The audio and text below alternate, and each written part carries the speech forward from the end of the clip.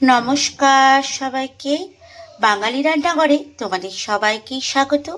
আমার রান্নাঘরে আজকে একটা নতুন রান্না তোমাদের সঙ্গে শেয়ার করবো বলে চলে এলাম। আজকে বানাচ্ছি আমি ফুলকপির দোরমা। আর তার জন্য কি কি লাগছে চলো দেখে নেওয়া যাক। আসলে ফুলকপি বাঁধাকপি খেয়ে খেয়ে যেন মুখটা একই রকম রান্না খেয়ে খেয়ে যেন ভালো লাগছে না। তার জন্য আজকে একটু নতুন স্টাইলে ফুলকপিটা রান্না করব। তার জন্য তোমার দাদাভাইকে কাল রাতেই বলেছিলাম একটা বড় দেখে ফুলকপি নিয়ে আসতে। আর ফুলকপিগুলোকে অতি অবশ্যই কিন্তু তোমরা ভাপিয়ে নেবে। আমিও কিন্তু ফুলকপিটাকে ভাপিয়ে নিয়েছি, কারণ তাহলে গ্যাস অম্বল একদমই হয় না, তার জন্য।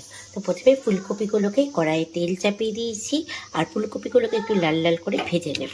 চলো। তো ফুলকপিগুলোকে এখানে এখন আমি লাল লাল করে ভাজছি, আর ফুলকপিগুলো ভাজা এগুলো বসিয়ে দিয়েছি। আর তা করতে করতে আমি কিন্তু এখানে মশলাটা বেটে নিলাম। দেখো, এখানে মশলা বেটে নিয়েছি। এর মধ্যে আছে ক্যাপসিকাম, টমেটো, তারপরে আছে ধনে, জিরে, আদা, আর হচ্ছে কাঁচা লঙ্কা একসঙ্গে আমি কিন্তু বেটে নিয়েছি। এবার এদিকে ফুলকপিগুলো দেখো হালকা ব্রাউন কালার চলেও এসছে, আর একটুখানি ভাজবো ফুলকপিগুলো। তো ফুলকপি আবার ভাজা হয়ে গেছে, এবার আমি ফুলকপিগুলো তুলে নেব। এবার ওই কড়াইয়ের মধ্যে তেল দিলাম, আর কেটে রাখা আলুগুলো আমি এর মধ্যে এবার দিয়ে দেব। এবার আলুগুলোকে একটু লাল লাল করে ভেজে নেব। তো এখানে আমার আলুগুলো লাল লাল করে ভাজা হয়ে গেছে, দেখতেই পাচ্ছ। এবার আমি আলুগুলোকে তুলে নেব। এবার ওই কড়াইয়ের মধ্যে ওই তেলের মধ্যে কিন্তু বেটে রাখা মশলাটা আমি দিয়ে দেব। তো মশলাটা দিয়ে দিয়েছি, এবার আমি মশলাটাকে ভালো করে কষাবো। এবার আমি স্বাদ মতো লবণ দিব, এর মধ্যে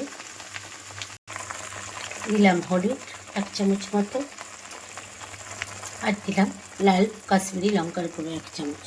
এবার সব একসঙ্গে ভালো করে আমি কিন্তু মশলার সঙ্গে মিশিয়ে নেব। তো মশলাটা আমার ভালো মতো কষানো হয়ে গেছে। এবার আমি এর মধ্যে 2 চামচ টক দই দেবো, কিন্তু অতি অবশ্যই টক দইটা কিন্তু তোমরা ফেটিয়ে দেবে, তা না হলে টক দইটা ছেঁড়া ছেঁড়া খেতে যাবে। এবার আমি এর মধ্যে টক দইটা দিয়ে দেবো। এবার ভালো করে দিয়েছি আমি মশলার সঙ্গে আবারও কষাবো। তো মশলা আমার ভালো মতো কষানো হয়ে গেছে, আর তেল ছাড়তেও শুরু করেছে। এবার ভেজে রাখা ফুলকপি আর আলু আমি এর মধ্যে দিয়ে দেবো। এবার ভালো করে মশলার সঙ্গে ফুলকপি আর আলু মিশিয়ে দিই। এবার কেটে রাখা ধনে পাতা আমি এর উপর থেকে দিয়ে দিলাম। ভালো করে একটু মিশিয়ে নেব এইভাবে। এবার সামান্য জল দেবো আলু আর ফুলকপিটা সিদ্ধ হওয়ার জন্য। তো আলু আর ফুলকপি আমার সিদ্ধ হয়ে গেছে, অলমোস্ট আমার রান্নাটা হয়ে গেছে। এবার আমি একটা পাত্রের মধ্যে এটাকে ঢেলে নেব। তো ফুলকপির দোরমা আমার হয়ে গেছে। তাহলে এই রেসিপিটা তোমাদের কেমন লাগলো অতি অবশ্যই কমেন্টস করে জানিও।